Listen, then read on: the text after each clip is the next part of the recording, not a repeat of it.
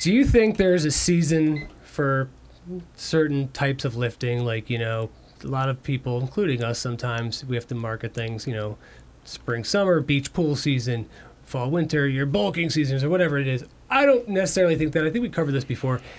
I think if you kind of stay, I guess it depends. If you're a competitor, it's one thing, because you're going to use the fall, winter to want to gain size and whatever. If that makes sense. But I kind of think that for the rest of us, just staying even makes sense. I understand. If you want to put size on, yeah, and you want to do a clean bulk, then I would definitely do that around the time where it's most difficult for you to stay strict for your diet. So for a lot of people, so what goes into a clean bulk? I think that's something we should. I mean, listen, you've got to, you got to go into a caloric influx, so you've got to be, burning less calories than you're consuming. Right. And I think you do that around the time when, if the holidays are a really difficult time for you to stay clean, or say, it's funny. I feel like the easiest time of the year is from September, Labor Day, that next, whatever that Tuesday is, to Thanksgiving. I think it's the easiest time of the year. I honestly do, because that's like you're coming off the summertime. Yeah. Everyone's at the beach, having a few drinks, taking some time off. Diet isn't really there as much. I mean, face it. I mean, it's like you boogie board. I feel like you're a boogie boarder. No. I don't boogie. I've surfed, and I like the water. I like boats. Windsurf. I've windsurfed.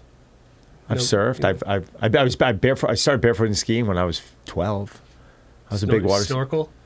I scuba dive. I'm an advanced certified scuba diver. Skydive. Never skydive. Never skydove. Huh. Do you? I have. Wow. Yeah. Why? Why do you say? Why do you look at me like that? Why? Because I don't like to go anywhere or do anything? Maybe.